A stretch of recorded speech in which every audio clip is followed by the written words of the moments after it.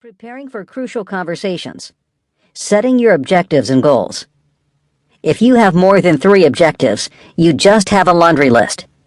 Jack Welch, the legendary gritty CEO of GE, said that you can only effectively have 3 objectives.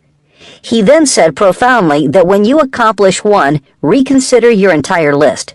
Just don't replace the one done with another. Things change, so you must then reevaluate your list. In other words, the implications of Mr. Welch's comments are that you will have a fluid group of 3 objectives for your entire life. The key part may be the fluidity. How do you keep an open mind about your objectives and goals? How do you inspire yourself to do reevaluations? How do you admit failures and recognize successes and move on accordingly? Most of us need a process to follow. Mozart could write an opera with no corrections in ink. The rest of us need to revise continually to get things right, or at least better and not worse. We need pencils with big erasers. PMI thinking is the best approach I have found. You identify the pluses of something, the minuses, and the interesting points. If talent is at hand, the interesting points are where the genius and flair comes in. Considering the entrepreneurial life is productively subject to this approach.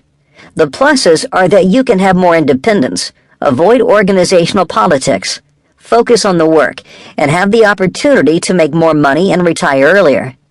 The negatives are you risk all of your financial assets, your marriage, your health with more stress, and to risk being branded a failure. The interesting points are you can usually live where you want, develop more independent ways of thinking, limit your ability to return to large or organizational life, work longer hours, and move into your own little world. With these points in mind, you can decide whether to pursue this approach or not. You can then identify what you can do to be ready for the crucial conversations that increase your probability for success. In my case, I looked for a consumer product that provided a unique benefit that could be produced at a low cost. Then I made myself alert for a crucial conversation in which the opportunity would be available and I would react promptly and effectively. The first opportunity was with the roller stroller, when my old friend and co-ed roommate Alex Goodwin came back from a 6-month trip through Europe with his wife and baby daughter with a stick folding stroller. I still remember him folding and unfolding it outside my house in Briarcliff Manor, New York.